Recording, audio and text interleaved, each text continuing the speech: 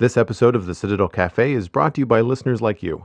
Visit patreon.com/the Citadel Cafe to find out how you can become a patron and help make this show possible.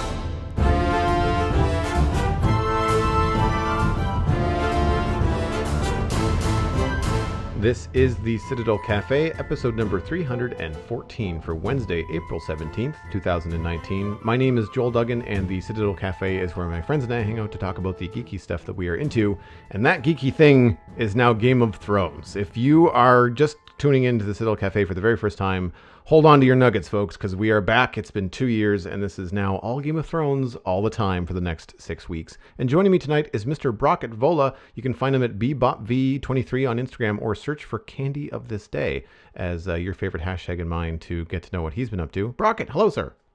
Hey, question right off the top. My wife poses to me, and I realized I didn't really have a good answer for it.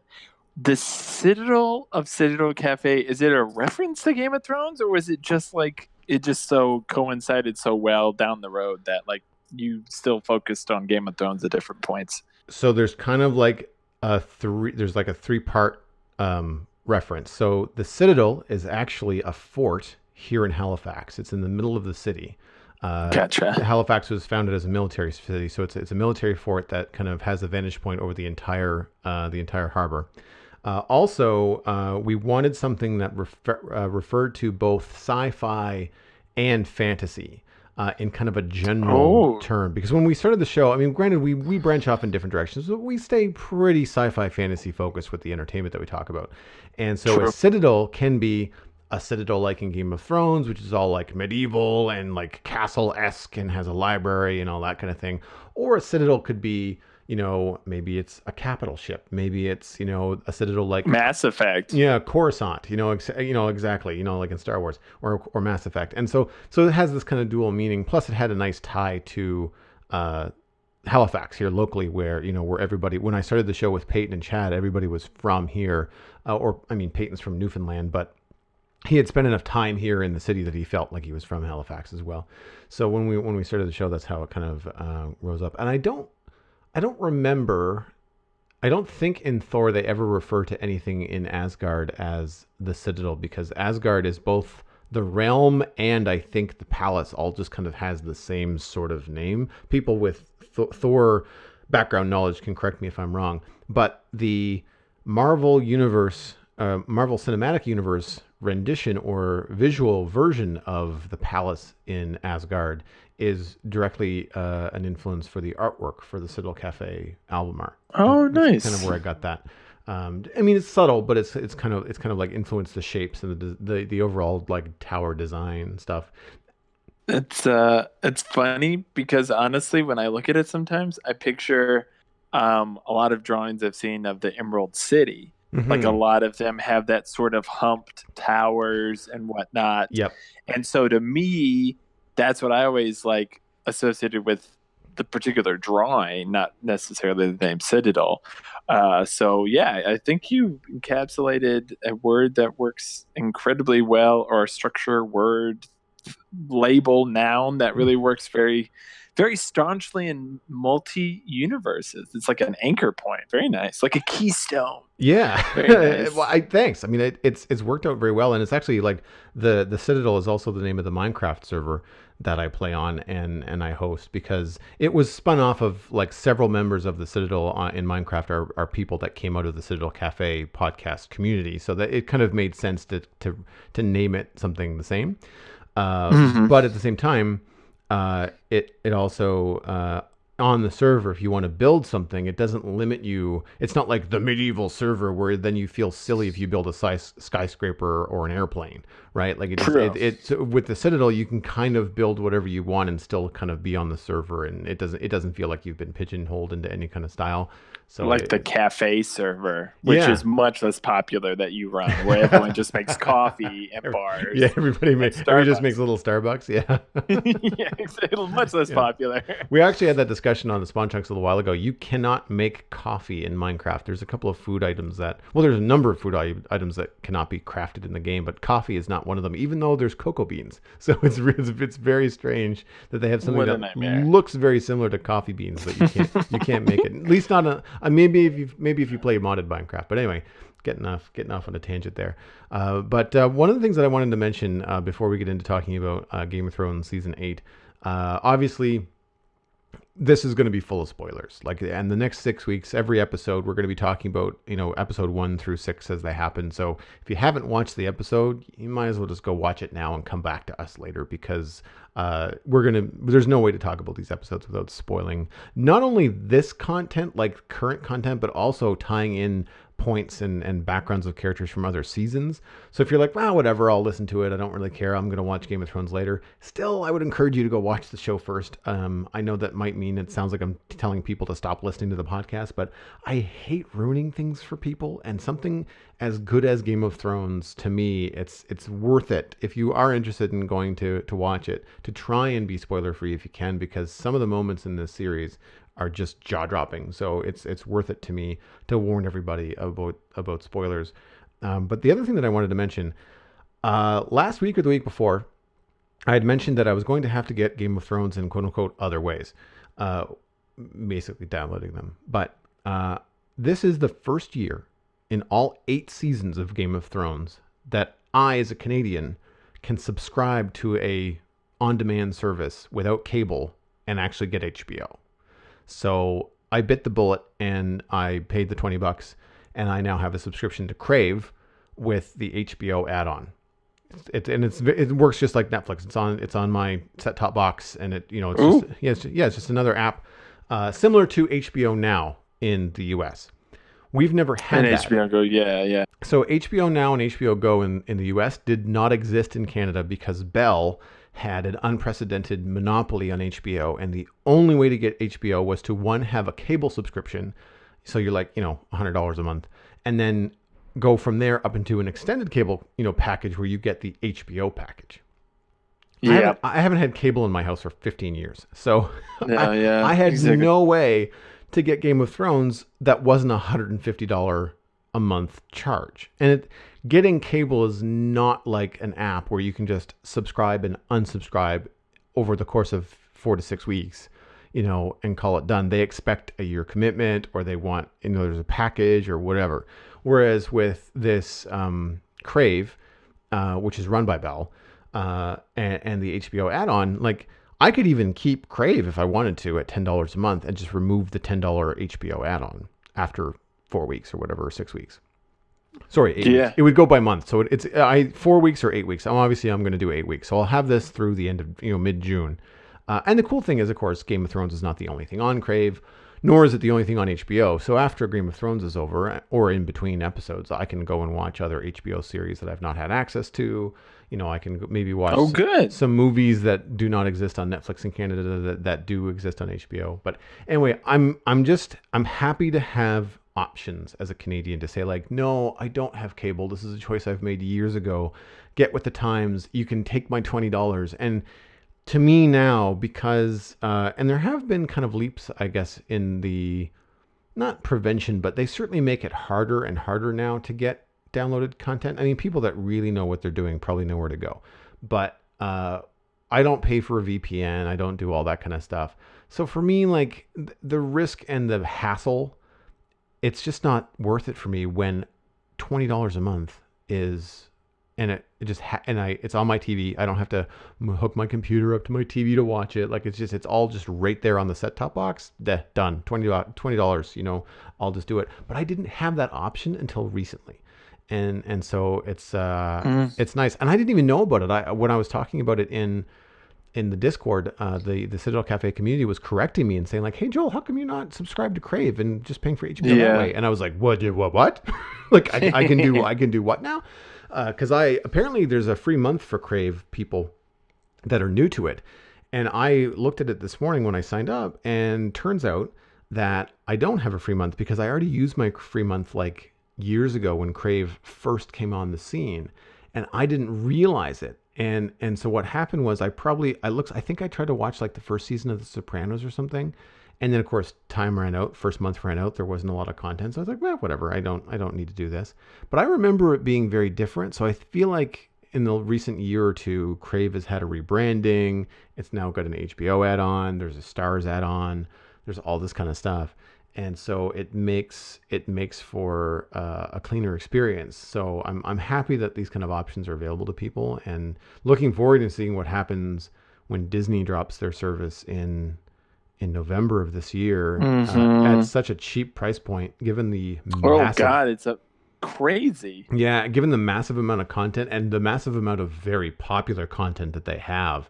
I'm looking forward to more competition in this space, and I don't see Netflix or HBO or Crave dropping their pricing, but I'm hoping that the low price of Disney is going to force these other places to just offer better content. You know, like the other streaming services like Amazon, they're just going to have to up their game on the original content, right? Well, what's interesting, so I read a bunch about this.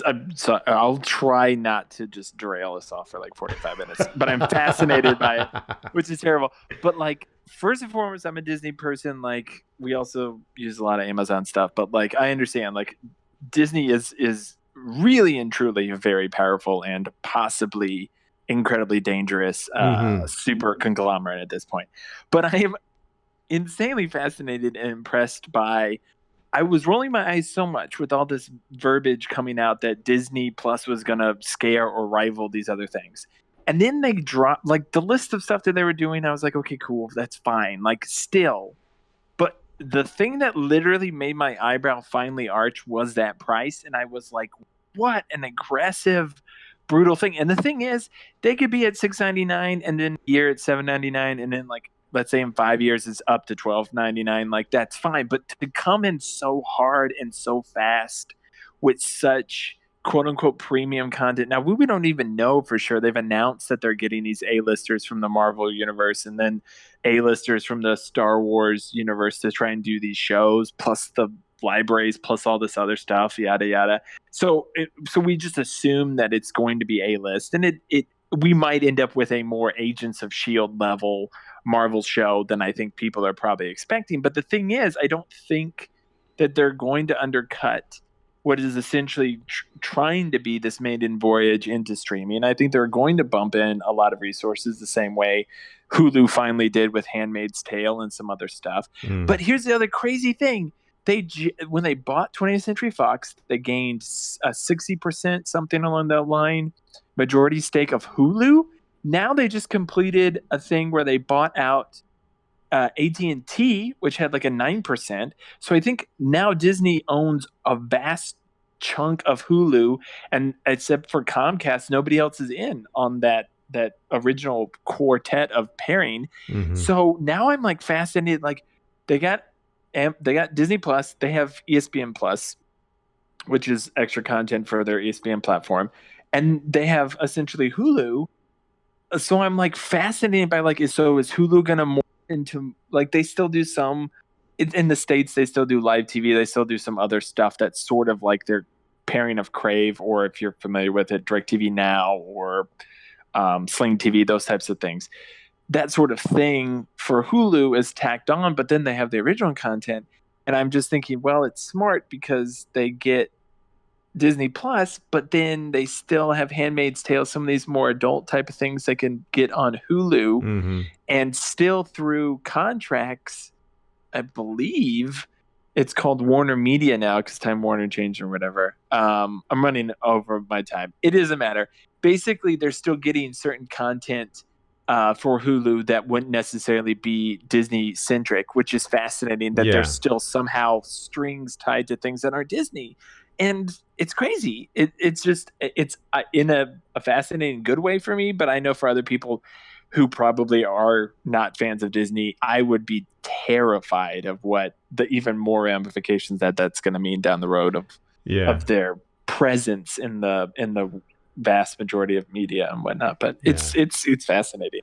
I've mentioned this a couple times on the Citadel Cafe, and that Daily Tech News Show, DTNS, is one of my favorite podcasts, and they were talking about this. As, of course, it was quite, big tech news. And one of the things that they pointed out on that show, which I hadn't thought about on the surface, but as soon as they mentioned it, I was like, oh yeah, duh. Disney, if you even if you don't get into all the little branches, but Disney, as most people see Disney, has a couple things that these other companies don't have, which is licensing and theme parks. So there's all this money coming in from these other avenues that can really almost subsidize a loss lead on the first year or two of Disney Plus, right? They can just come in here Right. real low and say like, whatever, we like our licensing to like Lego and every other toy line and all this stuff, just kind of like balance everything out. Netflix doesn't have licensing toys or destination parks and anything like that. Like neither, I mean, Amazon No. obviously has some other stuff that they have. Like Amazon has, Amazon the distribution network and the shopping and stuff. So that's maybe Amazon Prime is not the best example, but like Hulu, they don't have another, these other arms that are in completely different uh, sectors, right? So it's gonna be Right. it's gonna be really really interesting. The other thing that I do want to point out too is that even though 6.99 is a very low price point, that's American for any of my Canadian listeners, but also that could be just the base tier, right? Like I know that they're including like 4K and all this kind of other stuff, but they might have additional content that's not included in 6.99, and it may have more. I could be wrong. I haven't done much for reading on this, True. but for example, like Netflix in Canada is now $13.99 a month for, I think for me is the HD package, and so that's fine. That's whatever. I watch it enough that it's still worth it to me. Plus, it's still way cheaper than any kind of cable package. But then I was like, oh man, this $20 a month for HBO and Crave is more expensive than Netflix. Like all of a sudden, I'm back up into the $35 range for my television content. But I'm paying this extra $10 for HBO, and I didn't look because the mission was to get HBO. But if I was just looking to add some additional content to my life, and I was either sick of Netflix or if I had done some due diligence and looked at the library on Crave, Crave is only $10, so it's $4 cheaper than Netflix. Granted, it doesn't have a lot of content. It doesn't have the same amount of content as Netflix, but the quality of that content might be of more interest to me. And so, if I was really being strict about stuff, I might be able to say, oh, well, maybe I can do without Netflix because Crave is only $10. Or I could look at Crave like, well, it's $10, it's cheaper than Netflix, but it offers less content, so that seems fair, right? So Hmm. because I was looking at this $20 a month for HBO, going, wow, this feels expensive. But I thought, well, no, because this is the add-on package. Like this is this. I mean, unfortunately, and I don't want streaming services to go down this route because it's the same model as cable packages, right? It was like, here's your base cable, Yeah. here's your extended cable, and here's your movie channels, and here's your this, and here's your that. The next thing you know, you're up into $160, $170 a month. And I don't want these streaming services, which I really like the fact that they were all mostly around $10 for the longest time, is very affordable. Like when it's less than a case of beer, like that's cheap. Hmm. Given that it's Hmm. a huge library of content, and now that they've when they have that opportunity to increase it, I would rather them just increase the base price rather than get into tier decisions. Like here's our $10, $20, $30 packages, and if you don't have the 30, then you can't access this stuff. I really hope they don't go down that route. I can appreciate stuff like having multiple devices or maybe pricing it differently if you want to be on mobile, and because that's the kind of thing where people are just kind of like, meh, I don't need Netflix on my mobile device. I can save my $5 and just stay at the regular base level. And it's the same with like multiple screens. Like for Netflix in Canada, I think it might be the same in the US. The pricing goes up if you wanted to have more people be able to watch Netflix at the same time in the household on different screens. I've never had that problem because I live by myself, so it's just me. I just pay for the HD, because I want the high def stuff. But yeah, Right. it's an interesting shift as more larger companies get into the game, and some companies, and especially with Bell in Canada being so slow on getting with the times and offering a streaming service that has decent content. It's about time, and I'm happy it's here. I'm kind of sad that it's here on season 8 of Game of Thrones as opposed to season 4. Like, where the hell was this 5 years ago? Anyway, Yeah, exactly. so I looked it up, and we started talking about Game of Thrones the year after it came out. Game of Thrones came out in 2011, I believe it was 2012, and 2012, the fall of 2012, is when the Citadel Cafe started. So sorry, Game of Thrones came out in 2012, I think, um, because the Citadel Cafe would have started in no, that's a lie. 2011 is when Game of Thrones came Right, out, because but eight 2011 in the years. fall is when the Citadel Cafe started. So we did not get a chance to talk about season 1 because it had happened that summer. So Gotcha. for the very first kind of winter is coming segment, which I don't call it that anymore, but that's essentially what we started to do. Way back in 2012 in the spring, we had rewatched season 1 and gone blow for blow with season 1, and then when season 2 started airing live, we started doing this commentary. So it's been pretty much the full 8 years, that Game of Thrones has been on. That we've been doing this. So it's really cool as a podcast that's been around for now 300 plus episodes to see the beginning and the end of a television series that we've been following religiously, Yeah, on the true. podcast. So it's been a really fun ride, and I'm looking forward to getting into this season.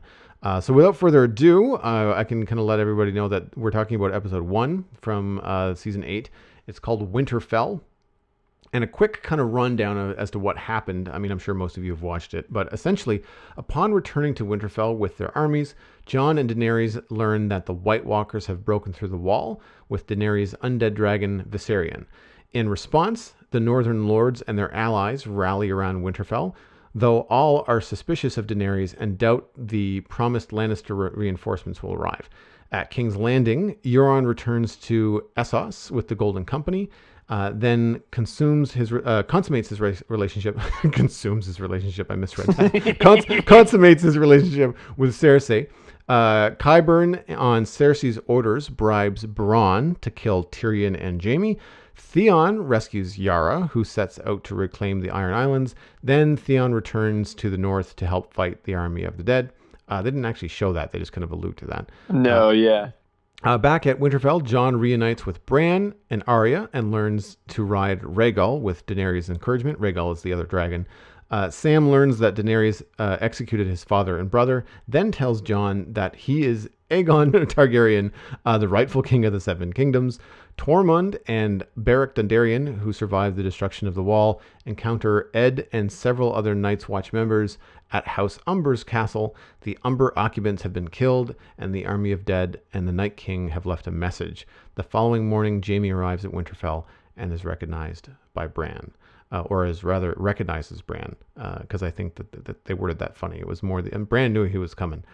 Anyway, there is a whole lot of stuff that happened in episode 1, and it's one of those things where, like, if it was any other TV show, half the stuff that we witnessed would have happened over the first 4 episodes. Like, they would have bled that content. Like, the reuniting of Jon and Arya would not have happened right away. It would have been like episode 2 or 3, and other stuff that would have happened across the board here would just not have happened so quickly. I wonder if it's a symptom of just they've only got 6 episodes. They have to get to the big battle, and they have to kind of speed things along, or if it's just like, no, you know what? It's been 7 years of like lining this stuff up, and it's about That one. time. It's about time that all this stuff started to happen in place. I watched season 7 last month as kind of a refresher, and I really enjoyed that scene in season 7 where they all take the White Walker down to Cersei to show, hey, this stuff is coming for us. Like, we all have to fight together or die trying. And it was just so cool to see all of those characters in the same spot, for the Yeah, first it's like time. Avengers or Yeah, like Fellowship early. yeah, Yeah, I remember in season when season 7 started, the big blowback it felt like from fans was, oh my god, we watched 6 seasons and now season 7 just feels like I can't catch my breath. Like time, like it was like you played a video game, and if anybody's played like one of these massive open world stuff, usually they have fast travel locations, but you have to unlock them. So you spend like 3 hours roaming the desert. You find a tower, it's the fast travel location. You keep roaming, blah blah blah. Eventually, you find the ocean, yada yada. You sail across the. But at one point, if you ever want to go back to that desert, you just have to fast travel from point to point, and boom, an instant, you're saved the 3 to 5 to 7 hours. That's what season 7 felt like. Everyone kept making jokes like, well, they finally mapped all of Westeros, unlocked all the fast travel locations, so now boats and ships and horses can all travel in like 4 seconds instead of like the 8 seasons it takes. Because the joke is, and if you look this up, people have mapped it. The Night King apparently does not have fast travel powers. Because if you look at his slow progression through the north above the wall, and yet they map like where Arya goes, where Tyrion goes, and how far they get and how much of Westeros they can cover in the simple amount of time it takes the Night King to travel, what, like 100 miles, maybe? Like, I don't, like, it's ridiculous. But that stuff is really fascinating. And personally, I was of the opinion, yeah, like you were saying in the two things, I think it's the former. Like, not to spoil, I think at this point anything from Harry Potter, but I love, like, the thing that worried me about Harry Potter's book 7 when it was about to come out was there was this massive test of the Horcruxes laid on Harry at the end of 6, and in your brain you were like, okay, good, we took care of the book and we took care of the locket. Oh wait, the locket's a fake. Holy crap, he's got to get 5 more of these. There's one more book. What the hell is about to happen? Like, this is nuts. That's like so much content and you're going to smash it into one book. I was so anxious about it. And then, you get to book 7, and I know a lot of people, or not a lot of people. I actually have never heard anybody upset about that. I don't know what I'm talking about. But like, if book 7 breaks the format, like he doesn't go back to Hogwarts. He does eventually, but like, it's not a year at Hogwarts. Every other season is, or every other book is. Yep. So to me, once we got to season 7, and they basically were like 7, I think season 7 was what, 7 episodes, and season 8, 6 episodes? Correct. Is that what it was? Yep. Mm-hmm. I was basically like, look, we laid the groundwork. We built the structure, bro. Now we're running the elevators, the escalators. You're walking throughout the whole place. Like, you've got it. Like, we don't need to spend a whole episode reestablishing. I mean, they spent some of season 7, I think, establishing the Citadel at that point, or I'm sorry, Old Town. Right. But other than that, every place they possibly tapped, you were like, oh, that's Dorne. Oh, that's the Wall. Oh, that's King's Landing. Like, it's so old hat. So you've laid the groundwork. You don't have to spend 20 to 30 minutes to reestablish that stuff. For the most part, you can recognize things right away. For the most part, you recognize characters because, one, thank God they stopped introducing new ones. They start killing some. and two, like, yeah, so the two biggest problems that people had were, where are we and who is that? We're slowly being, like, basically strangled. Yeah. And by the time constraints of, well, now we have an epic and we got to finish it. Let's get to the finish line. And to me, I love it. Like, I agree. Like, the mindset that they sit down and they had to hit all these reunions, and I don't think they did a bad job. And I guess to go into the first grouping of like the Jon Starks reunions, like, I felt like of all of them, obviously I think most of us were most excited about Arya and Jon's, and it was nice that one kind of had like it kind of got pushed back a bit, because you get that first moment when he rides by her and you're kind of like, and she kind of looks up and then he doesn't see her, and then you're like, oh, this sucks. Like, immediately you're kind of heartbroken. But I think it was well done because it pushed arguably the most exciting of those reunions to the background, and he got to see Bran and Sansa first, which we all think, for the most part, we were less excited about those reunions, particularly about Bran, but we'll probably get more into him. Yeah. But I actually, definitely Jon and Arya are great. Yeah, I mean, I liked the Arya interaction. It's not like it was better than the original Sansa reunion when she arrives at Castle Black. Oh yeah, sure. But I felt like maybe because it was the first reunion that had a little bit more oomph to it, and you didn't necessarily see it coming as far away. Whereas with Arya, you kind of have the anticipation of it all happening, but it also happens in a different way because Jon and Arya have a very different relationship, and so Hmm. it has some wisecracks, it had some wisdom, it had some caution, it had some uh, we'll say like sharing not proud moments, but without saying it. Like, I mean, Arya had to tell him that she killed people, but she didn't want to. Like, she still, because when they finally meet, they joke about, I mean, Arya says something about you used to be taller, which I thought was really funny, because Yeah. Kit Harington's not a very tall dude, No. which is really funny. But I mean, obviously, it just alludes to that Arya is obviously grown up now, and she's also not. She's not a very Sophie Turner. No, not Sophie Turner. Macy Williams is not a tall woman either. She's only like 5'2" or something.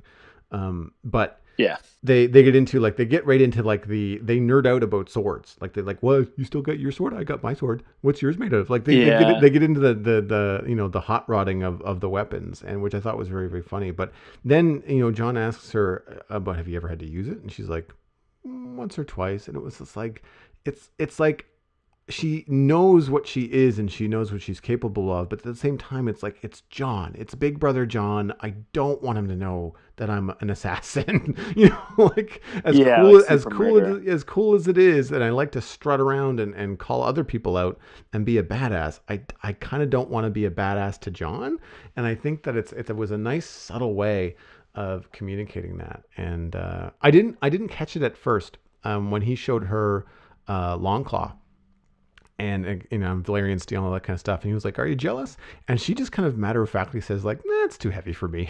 Like, I thought it was great. Like they really they keep them on even ground. Like even though she looks up to him and he really looks out for her, they keep them on a very even ground there. I Um, agree. and I like that the reunion also wasn't in front of anybody else. Like it was just them, and Yeah, exactly. that I thought was really really good. But at the same time, like you kind of had, even though it's not a romantic relationship, when John and um, Sansa Stark first reunite, I think it was 2 seasons ago. At Castle Black, you have that quote unquote Hollywood kind of like big scoop hug, like triumphant, like boom, two people smashed together in happiness, and I like that kind of thing is a nice thing to happen. And you got a little bit of that with John and Bran when he first got back to the courtyard, because John didn't know that Bran was alive either. Um, but then that's quickly squashed by Bran opening up his mouth. So, but yeah, like I really enjoyed like the John dynamic, because he's got to introduce Daenerys, and they've got Daenerys and Sansa that are kind of at odds, and it's, I mean, for good reason. But it's like it has a nice dynamic with John and the Starks, and I really enjoyed a lot of the lines that John had, like just how humble he is, Yeah. with regards to like giving up his crown and saying like I had a choice between my crown and the North. I chose the North because duh, that's just what you do, people. Like it's like it wasn't a choice. Right. I don't have a choice. It's the right thing to do. And Yeah.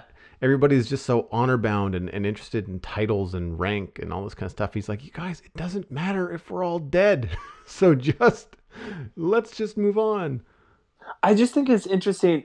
This it's called Winterfell, but really the episode could be titled um uh like Targaryen versus Stark, or Mm-hmm. like, because by the time he learns his reveal, by the time, like, so many moments of that episode, if you go back and look, are essentially people around John displaying, like, sort of like convincing him to be on either, like, okay, you're Stark, remember that, remember blood, remember family. Arya's got that, Sansa's got that, the people in the North are about that. You gave up your crown, we gave you the crown, blah blah blah, all that stuff. Even Sam is like starts off by being like, Daenerys burned my family, like bro, that's essentially like the most like blatant, like, I'm your bro, she killed him, you should be anti-Targaryen. Oh, but by the way, in this same conversation, I'm gonna flip it and be like, look, you are Targaryen. So guess what? Now you got this conflict of like, you got your girl, you got your blood that's technically Targaryen blood, but then you also got your Stark blood. You got all these people saying, don't trust Dany.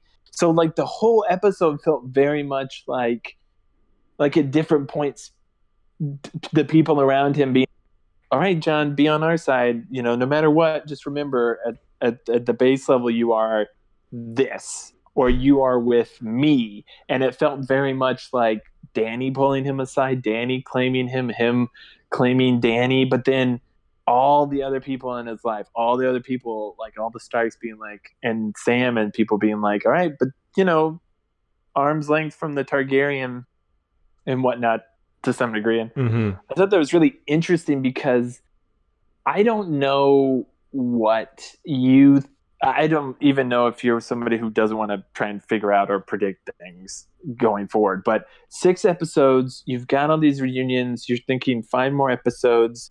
You're thinking definitely one massive Night King battle thing, which will probably be one episode. That's sort of how they've done it up until this point. Mm-hmm. But then you got to think, to me, I think some people might think that's the end game, but to me, I don't think that's the end game, because what's interesting to I think most fans, and is now going to become more apparent, I think in episode 2, where we're seeing, like, we've killed for the most part, I feel like, all the major villains other than the Night King. I mean, you can argue that Cersei's a major villain that's still alive, Mm-hmm. but some people really like Cersei the same way some people really like Jaime, and some people think Jaime's still a bad guy. Like, they don't think he's good.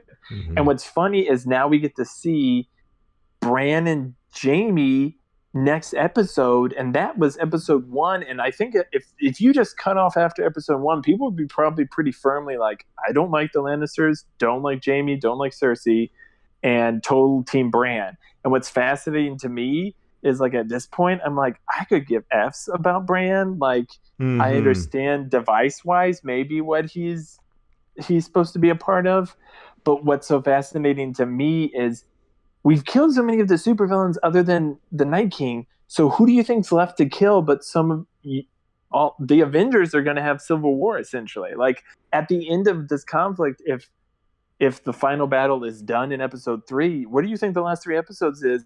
But literally, your favorite characters killing themselves. Like, that would be, yeah. I mean, I think that's what's really fascinating about the way they're even building Jon up.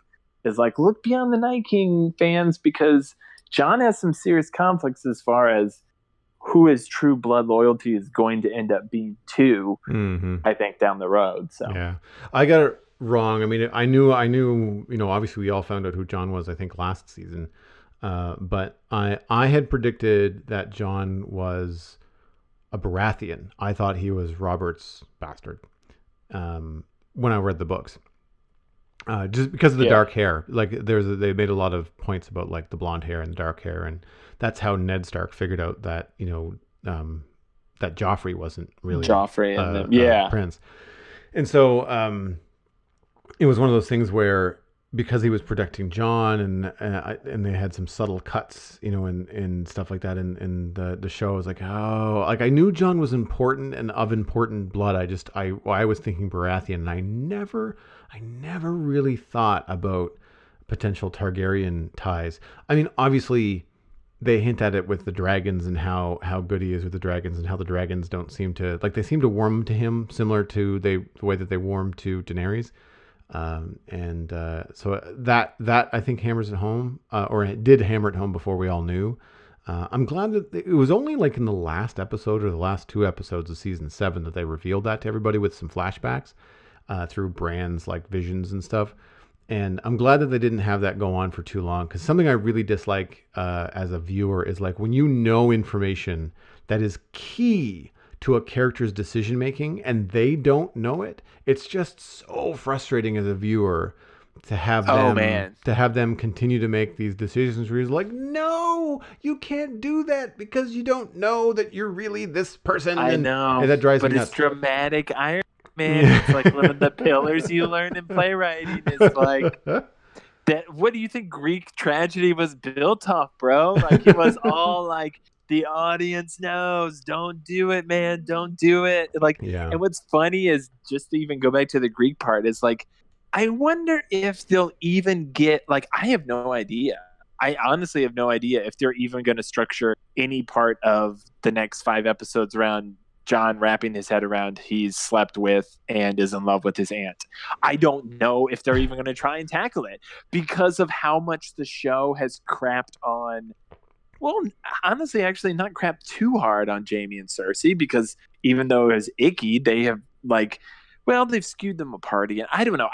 I'm fascinated by that one aspect of like, what are you gonna do? Like, you gotta tell him he's quote unquote the real king, but also, guys gotta try and figure that out in his brain. And will it come out? Will people discuss it? Will it be a conversation between him and Danny? Can you imagine having to write that, act that, think about that if it was really and truly you? Like it is just, I don't know. Yeah. There's a lot of stuff that chord wise with them pulling these strings together are going to be really fascinating. That's probably one of the least most important things to really write to complete an epic.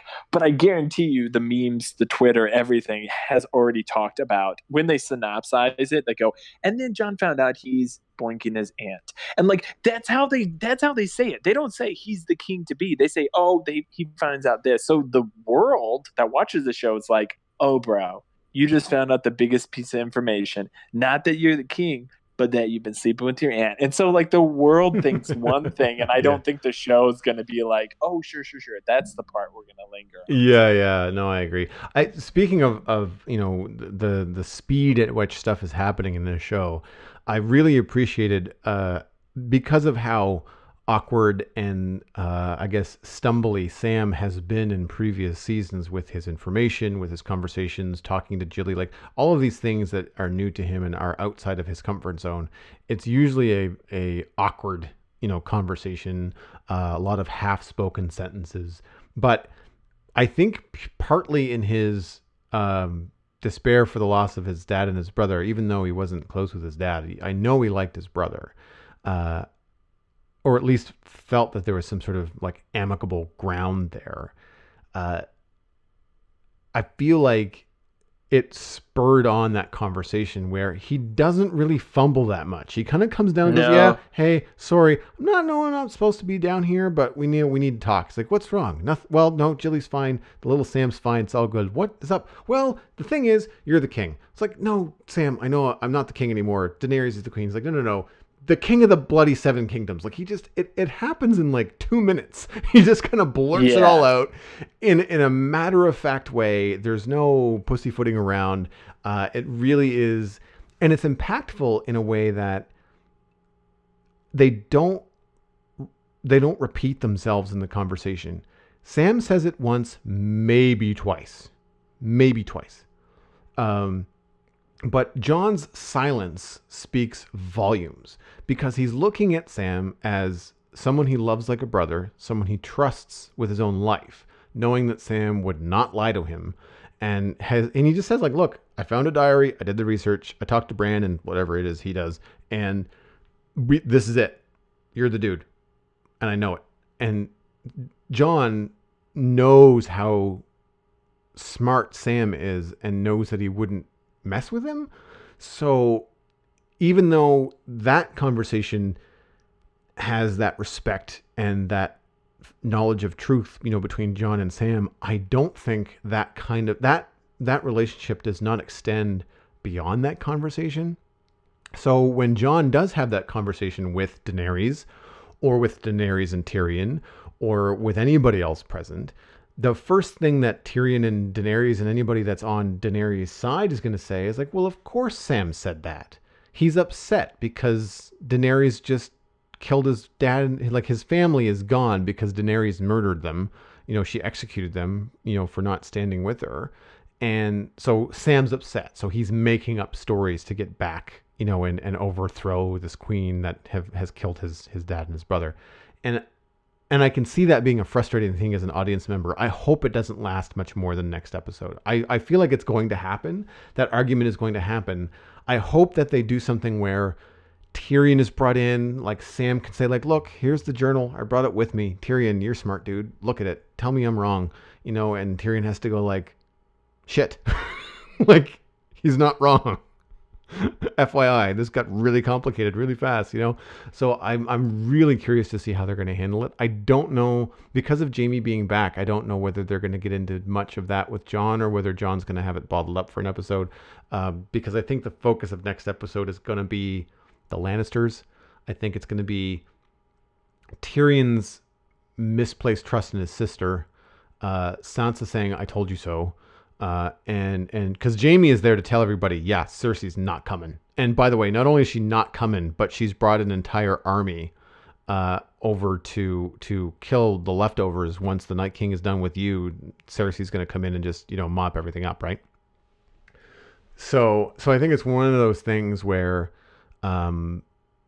it it's not going to get resolved anytime soon. I think that is now the thing that the audience is going to know, and it's going to be less about this information being hidden from Jon and what's his decision going to be. It's more about everybody is rooting for Jon and Daenerys. We now know that Jon has this information, but Daenerys does not. How does this affect their relationship, and how does this affect this pairing, this union that everybody, including characters in the show, are rooting for?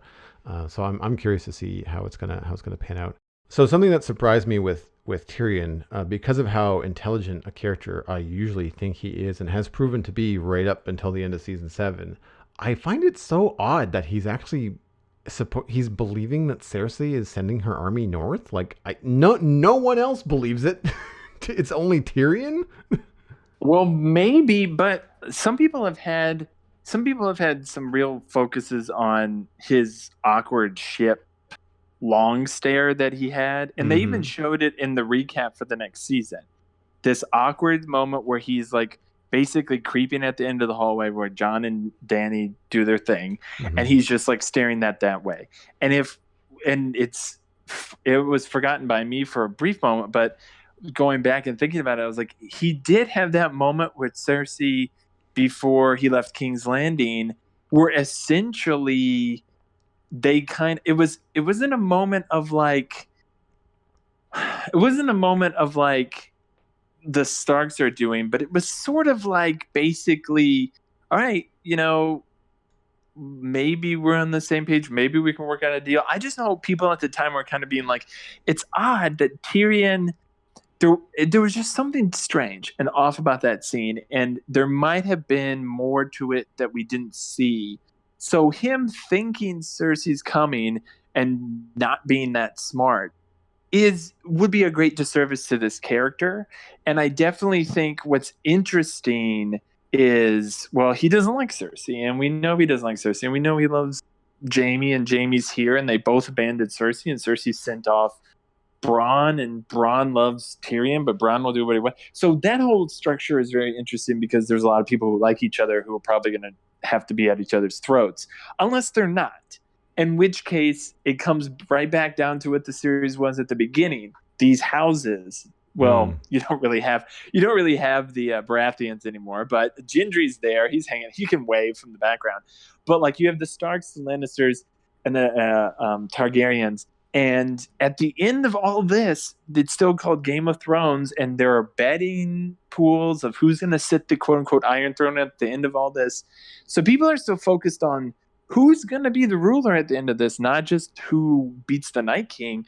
And Cersei's thinking, I'm going to clean up the pieces. It seems like right now she's saying, go kill my brothers, and maybe that's legit. But at the same time, I agree, it's a huge disservice to a character that in a beautiful piece of writing and scene work Sansa and Tyrion have, where she says, I used to think you're this. That part was really great. That was another real tiny bit of like, I love this. And then Arya kind of does the opposite to Jon by saying Sansa's like the smartest person she knows. And what's fascinating is, in the previous scene we just had, who we always associated with the smartest person, the cleverest trickster, the one who always talked his way out of everything, Tyrion. now get told by Sansa, who we've seen over the course of the series has gone from naive to mastermind, Mm-hmm. like basically kind of almost take his chair out from under him. So it'll be interesting to see if, well, what's that mean? What's that mean for their relationship? What's that mean for Starks versus Lannisters? I think next episode will be very telling, Mm. like you're saying, for that particular those particular. Yeah, I'm curious because I mean, like, Jamie has got Brienne on his side as far as his character goes. I mean, family and his history and what he's done aside, but the current version of Jamie, I think Brienne could maybe speak to.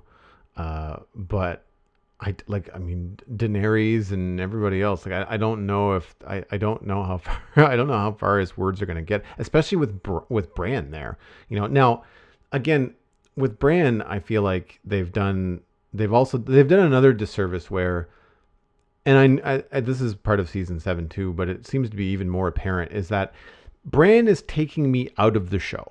Like, I am, when I'm watching Game of Thrones, I am not in my living room. Like, I am on horseback, I am in the crowd, I'm there. They do such a good job of world building, of a lot of cinematic, and a lot of storytelling without words, that you just feel like you're observing. It's very, very cool.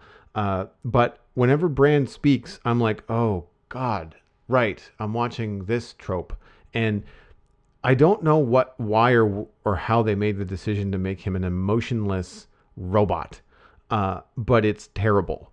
It Yeah, feels, it feels like it feels like modern acting or modern delivery or modern writing in a Game of Thrones uh, world, and it completely doesn't fit. And I think it would have been a lot better if Bran had still been Bran. Like, he's still a character with a personality, with likes and dislikes and stuff, and maybe he still has those visions. Maybe he doesn't know how to control them. Think about Luke Skywalker in the swamp in Empire Strikes Back. Like, he sees this sort of clear vision of what Leia and Han are walking into, but he's not sure, but he knows he has to go help his friends. Like, I think it would be way more interesting if Bran was getting these visions and telling Sansa and Arya and Jon about them, and they all have to try to work out, well, what does it mean, and how does this all tie together, and why are you getting these visions, and maybe Bran knows, but he's not sure, and like, it would be such an interesting conversation. Whereas what happens now, the characters in the show react to Bran the exact same way the audience does, which is he says something and everybody kind of goes, okay, and that's it. yeah, Like, they all just kind of look at him like, oh, you're so weird.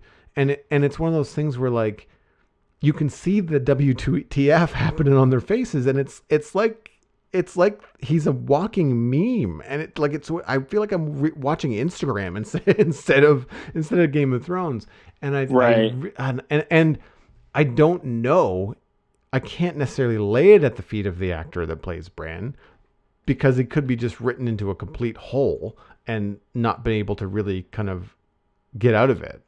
But Yeah, because I remember him being an okay kid actor, but the last time he actually had any acting chops, the character was also 10.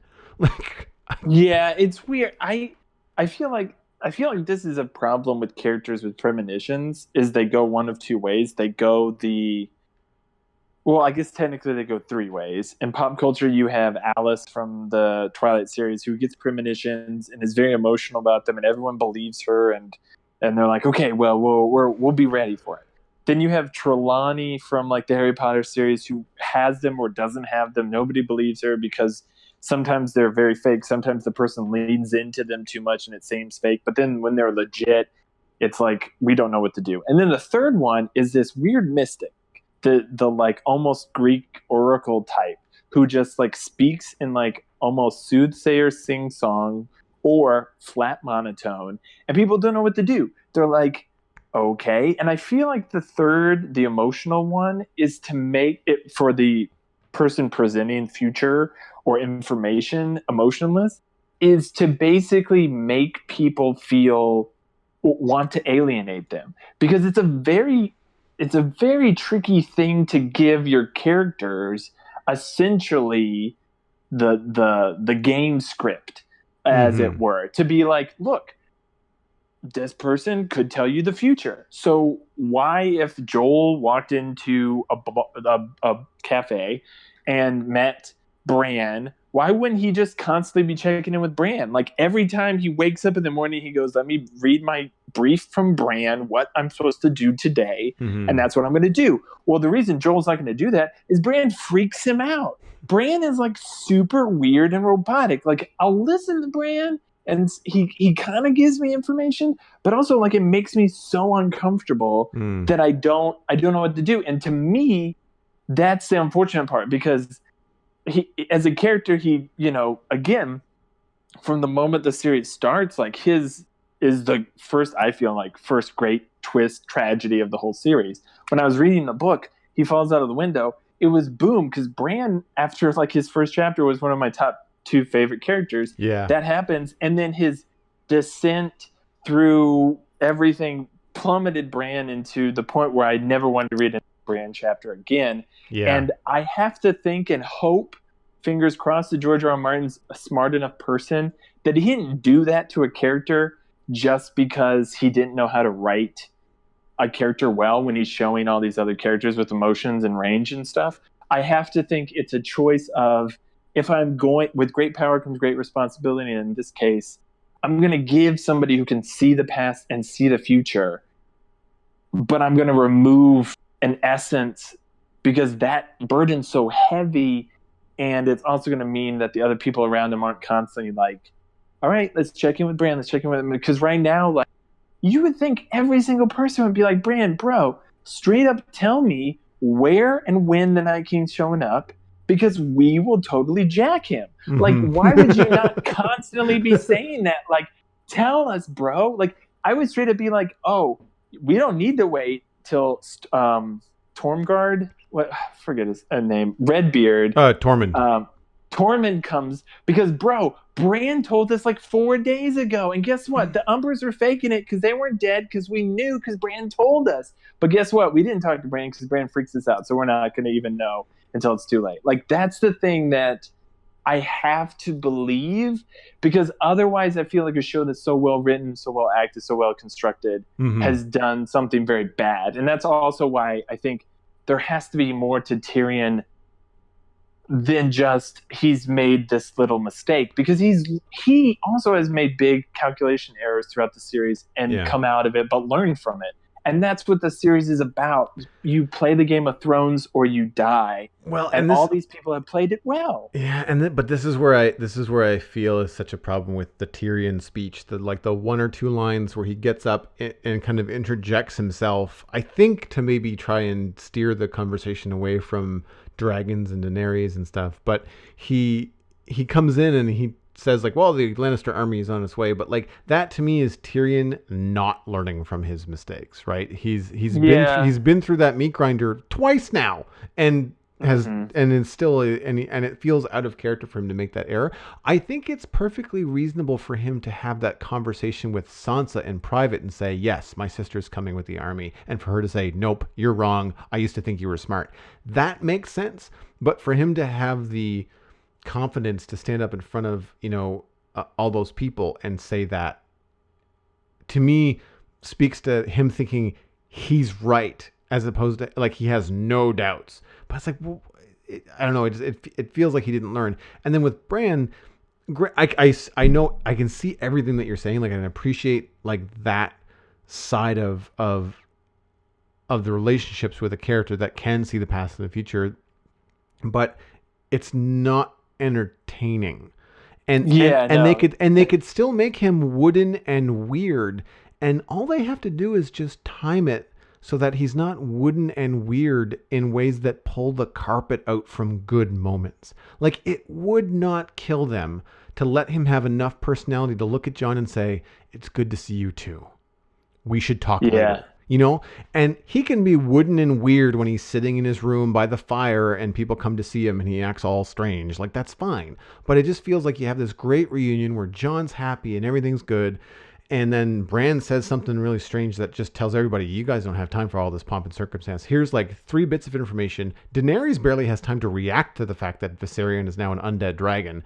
And then they're all in, and then they're all, yeah, like there's a moment of like one raised eyebrow, and then they cut to the next scene because everything that Bran Yeah. does is just so abrupt. And you as the audience and the characters in the show don't have time to react to it. And Yeah. and there's even a moment like, I think Sansa throws Jon a look like, John's really happy to see Bran, and he looks at Sansa after he says something, and Sansa just looks at John like, yeah, so he's back, sorta. Yeah. Whoops. I forgot to tell you about that part. It's like that I couldn't explain on a little roll of scroll that attaches to a raven's ankle. Like Yeah, there's a little exactly. bit more nuance to this than I have really let We on. gotta talk about Bran. Yeah, Woof. yeah, we have to have a Um, little chat. But to hang on some of the stuff that I thought was really fun about this episode, I was laughing out loud at some of the moments with Jon and Daenerys when he gets to ride Rhaegal for the first time. Like mhm. some of the jabs and some of the jokes about the dragons. It starts in the throne room when Sansa's like, well, what do dragons even eat anyway? And Daenerys is like, well, whatever they want. Like Yeah. there's no instruction manual. They just kind of do, you know. And it's the same Yeah. thing when John has to get on him. It's just like, so how do you ride a dragon? I don't know. You just ride a dragon. And no one's done it for 100 years, so like no one knows. I don't have an instruction manual. Right. And Exactly. and there's so many good like little bits of just personality writing, and it feels like such the polar opposite to Bran, where like Daenerys can look and flirt with Jon and be just like, well, it's been nice knowing you. If he doesn't want you to ride him, then see ya. Like Yeah. that's the end, right? And but it's one of those moments where we've been waiting. I mean, we waited a long time to see Daenerys get on a dragon for the first time. And that happened, I think, in season 5, 4, something like that.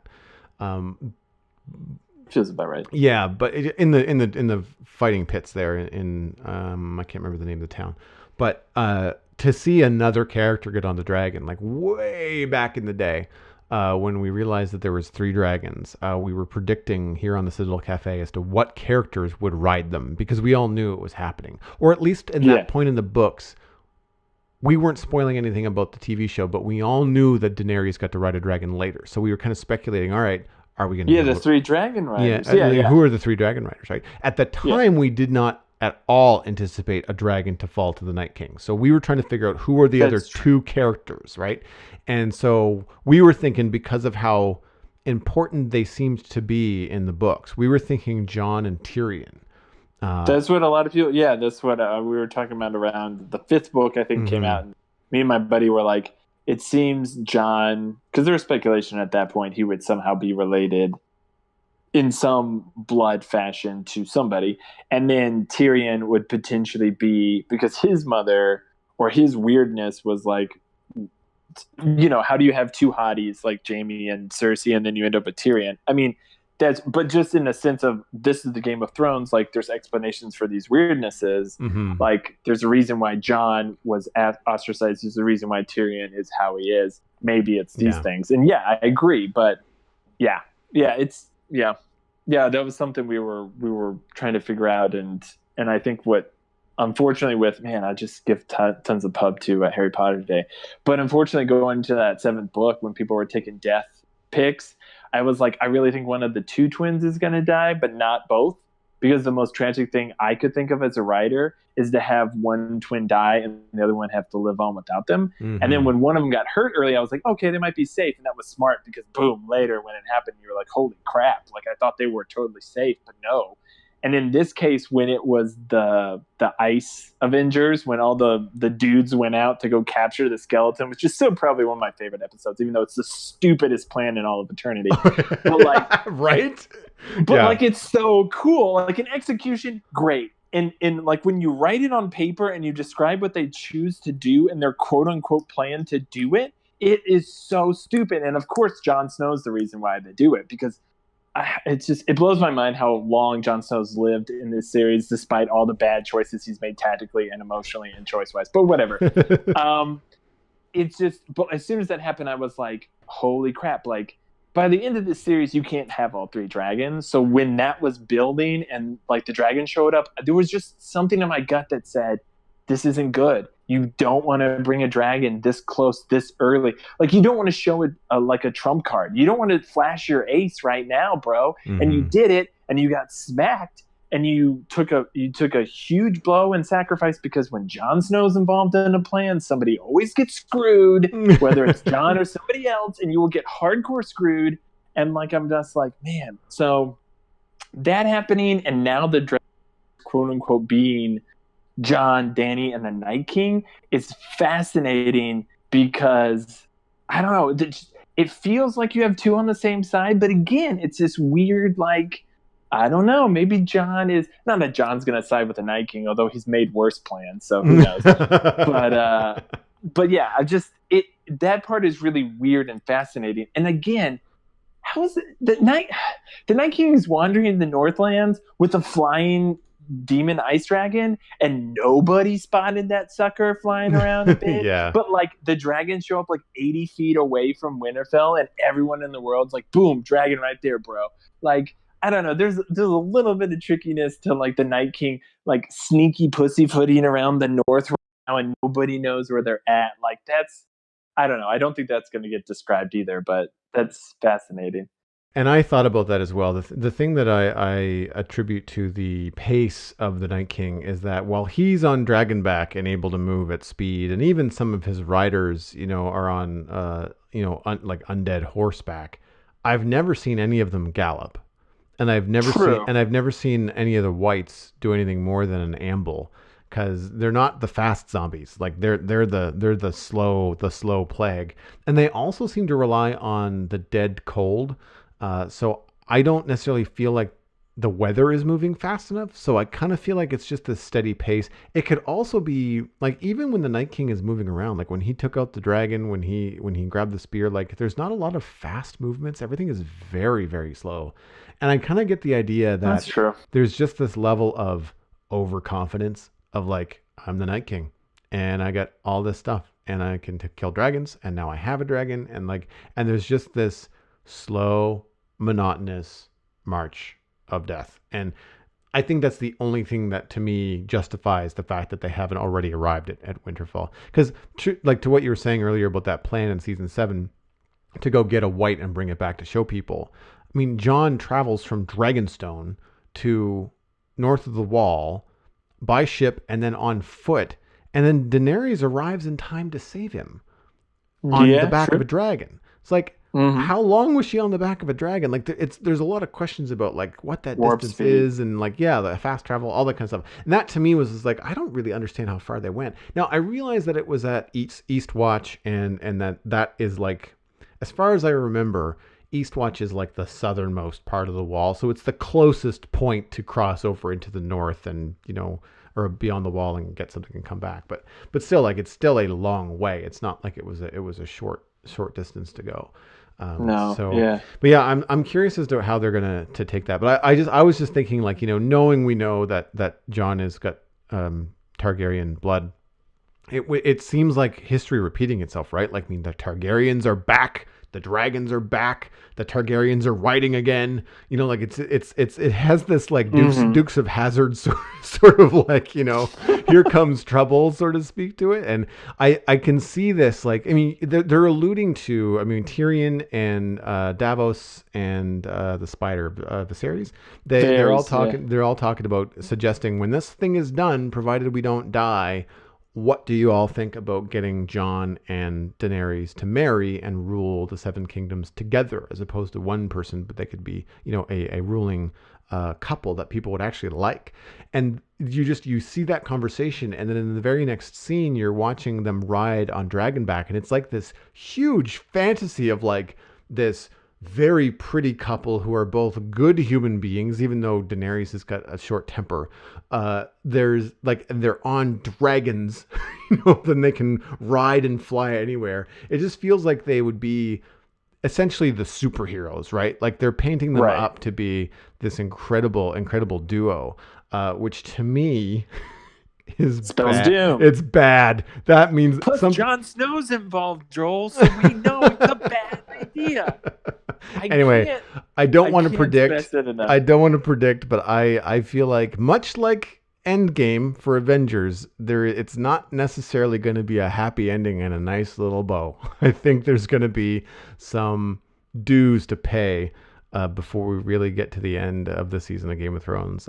Any final thoughts wrapping up this episode? Just I think it's just interesting that this episode was so many reunions, and yet I think because of that, there's a lot of it's easy to gloss over like small things that the internet has already, of course, picked out, but you don't even pay attention as much. But Arya asked Gendry for a special weapon that the internet is already super fascinated about. That could be totally thrown away. That nobody's going to notice for sure, but is there. You have Sam's pretty obvious disdain now for Daenerys. That was entrenched in both his really great reaction and then his, like you said, pushing him to actually spit it out to Jon. Now the reveal was big for Jon, but everything that led up to that moment was really big for Sam. And now Sam's bro is tight with Daenerys and has part of the blood that just burned his family, so that's important.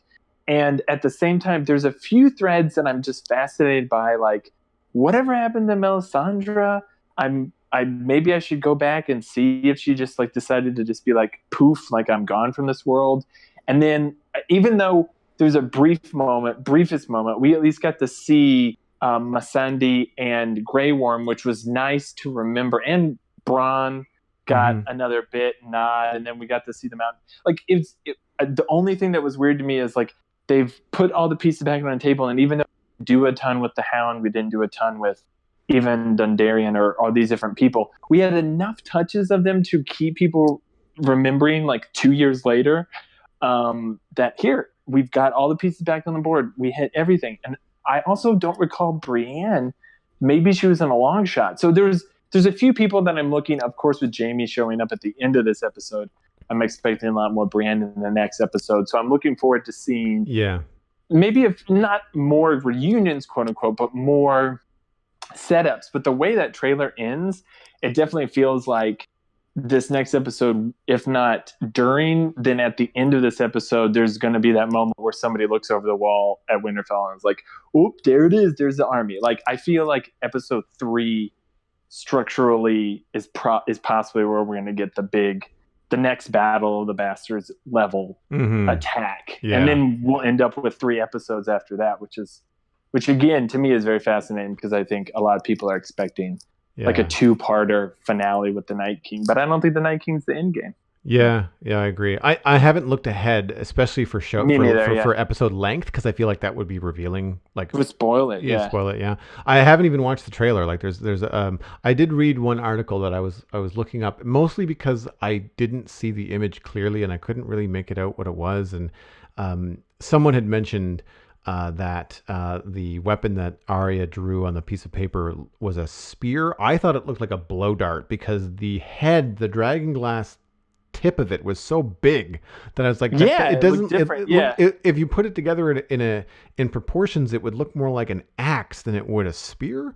But I think maybe they were just potentially hamming up the drawing a little bit so it was clearer to the camera as to what it was.